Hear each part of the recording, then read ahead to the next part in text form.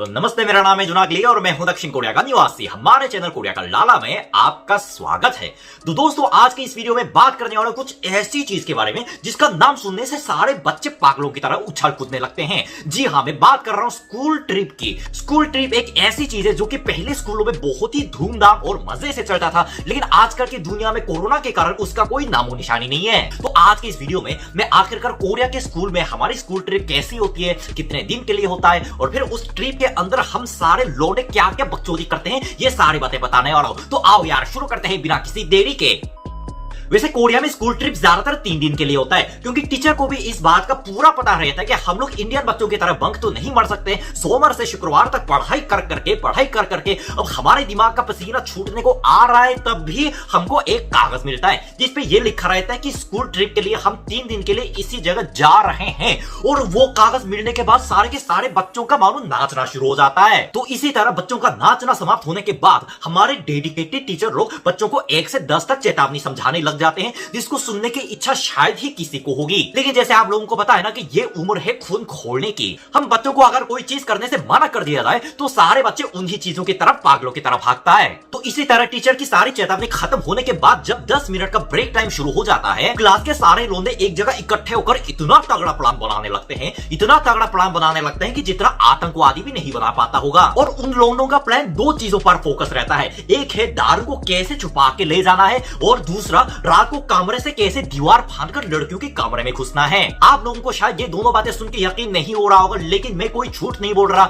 ये कोरिया के हर स्कूलों में चल रही बिल्कुल 100% सच्चाई है। लोंडियों के बीच पूरे 10 मिनट तक 1000% डेडिकेशन के साथ ये बातें चलती रहती है कि अबे राजू, तेरे को क्या लगता है कि दारू को बैग में ले जाना खतरे से खाली नहीं होगा ना? अबे पागल हो गया है क्या? सबसे पहले हमारा बैग चेकिंग होगा। अबे किसी के पास ऐसा बोतल है कि जो बाहर से अंदर नहीं दिखता? हाँ, मेरे घर पे 3 ऐसे बोतल तो पड़ा है, लेकिन उसका क्या करना है? अबे तो तुम उन बोतलों में पानी की जगह दारू भर देना। एक एक बोतल खोल के थोड़ा चेक करेंगे। 2 हफ्ते तक इसी तरह की तगड़ी तस्करी प्लान बनाने के बाद आखिरकार वो दिन आ जाता है जिसका सारे बच्चों को बेसब्री से इंतजार था। उस दिन कोई भी बच्चा स्कूल में देर से नहीं पहुंचता, क्योंकि उनको बस की सीट पर जो अच्छी जगह लेनी है। इंडिया की तरह कोरिया में भी फर्स्ट बेंचर की जगह बस के सामने वाली सीट होती है, और बैक बेंचर यानी कि जिसको हम हरामी लोंडे नाम से जानते हैं, उनकी जगह बस के पिछवाड़े होती है। बस चलने के बाद बच्चे इतने जोश में आ जाते हैं कि पहले 15 मिनट तो वो गाना गाने में लगा देते हैं, लेकिन 20 मिनट बाद सबको देखो सबके सब चूर चूर थके हुए नजर आएंगे। और 1 घंटे बाद बस के अंदर ऐसा कोई लोंडा या लोंडिया नहीं मिलेगी जो अपने होश संभाल कर अपनी सीट पे बैठे हो,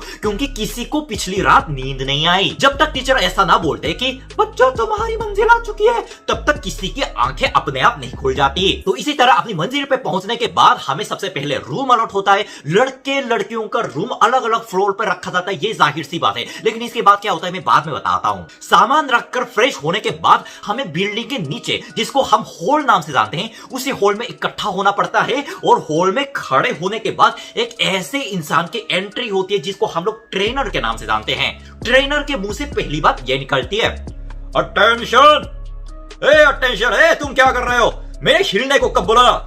आप लोग यहाँ ट्रेनिंग के लिए आए हो, खेलने के लिए नहीं। अबे हमें तो खेलने के लिए बुलाया गया था, ये क्या बवंडर मचा दिए हो? तो इसी तरह सारे बच्चे एक लाइन में खड़े होने के बाद उन ट्रेनर की चेतावनी देना फिर से शुरू हो जाता है। यार मेरे को एक बात सही में आज तक समझ में नहीं आया कि इन बड़े लोगों को हम बच्चों के सामने इस तरह की बेहुदा चेतावनी देने में इतना क्या मजा आता है कि उनको क्या लगता है कि ये सारी चेतावनी या आने से पहले हमारे टीचर ने हमको नहीं दी होगी। सेम बातें, सेम टोन में, सेम नियम हमारे सामने दोहराते हैं, जिसको सुनने की इच्छा किसी बच्चे में है ही नहीं। अगर अभी तुम लोगों में से किसी के पॉकेट में मोबाइल है तो अभी के अभी अपने आप को सरेंडर करे। एक का पॉकेट चेक होगा, एक का पॉकेट। लेकिन उसके 10 मिनट बाद वो कुछ अलग ही ज्ञान फैलता है। लेकिन हम लोगों को आप पर भरोसा है, इसलिए पॉकेट चेक नहीं होगा। अब एक घंटा भरोसा, सबको पता है कि हजारों बच्चों का एक एक करके जेब चेक करने में तुमको पूरा 1 दिन लग जाएगा, इसलिए चेकिंग नहीं कर रहे हैं। लेकिन जो भी हो, जो बच्चे अपने जेब में मोबाइल लाए वो कम से कम बच तो गए। इसी तरह के खतरनाक 1 घंटा बीतने के बाद बच्चों को खाना दिया जाता है, और खाना देने के बाद हम लोगों को अपने रूम में आराम करने का मौका मिलता है। लेकिन आप लोगों को तो पता है ना, इन उम्रों के लोंडों के लिए आराम करना मतलब तकिए से लड़ना। सूरज डूबते ही सारे ताकिया रूम के अंदर उड़ते हुए नजर आते हैं, और उसकी शुरुआत हमेशा ऐसी होती है, ए पांडे, तेरी हिम्मत कैसी हुई मेरे को तकिए से मारने की?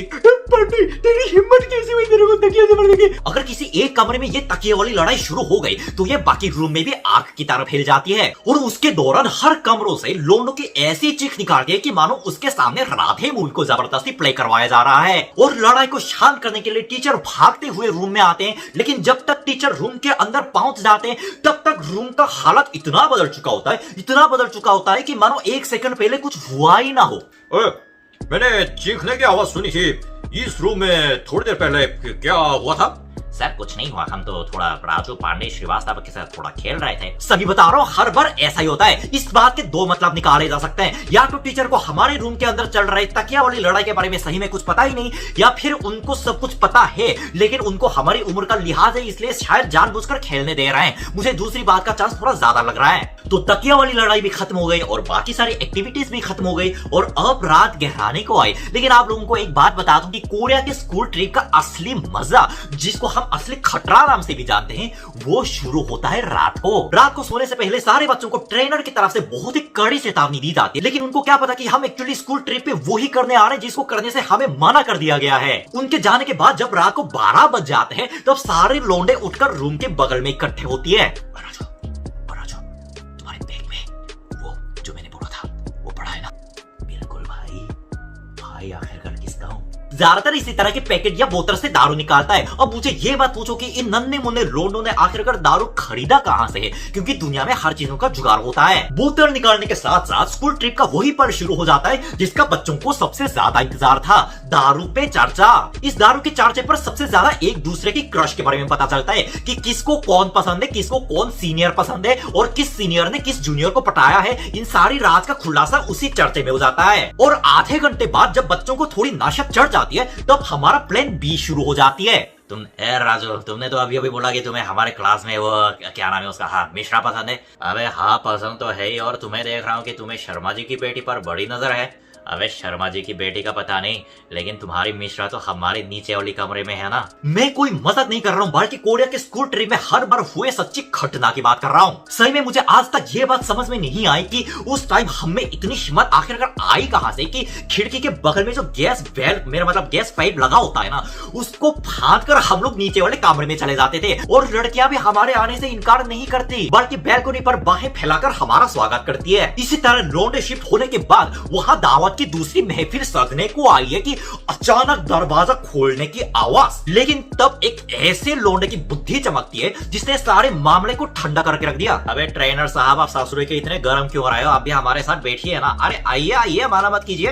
तो ठीक है भाई, एक पैक, लेकिन एक पैक के बाद मैं चला जाऊंगा। ये बोलने के बाद आखिरकार सारा दारू वही खत्म करता है। फिर बोलता है कि बच्चों, बहुत मजा आया रे, चलो मैं टीचर को नहीं बोलूंगा, तुम लोग अच्छे से सो जाओ और अपने कमरे में सोना, यहाँ पे मत सोना, ठीक है? ये बातें बोल के बाहर चला जाता है और फिर हम सारे लोंडे सक्सेसफुली अपने रूम में वापस आ भी जाते हैं, क्योंकि कोरिया के स्कूली लोंडों में एक ऐसी हिम्मत है जो सारे नामुमकिन को मुमकिन में बदल सकती है। तो बस यार, आज की वीडियो में इतना ही। आप लोग प्लीज कमेंट सेक्शन में लिखकर बता देना कि आप लोगों ने अपने स्कूल वाले ट्रिप पे क्या क्या कांड किए और फिर कैसे पकड़ा गए, और फिर पकड़ा जाने पर आप लोगों की सजा क्या थी। मुझे सही में जानने की बहुत ही ज्यादा इच्छा हो रही है। मैं वापस आऊंगा और मजेदार वीडियो के साथ। तब तक सावधान रहने का, सुरक्षित रहने का। जय साउथ कोरिया के साथ, जय हिंद।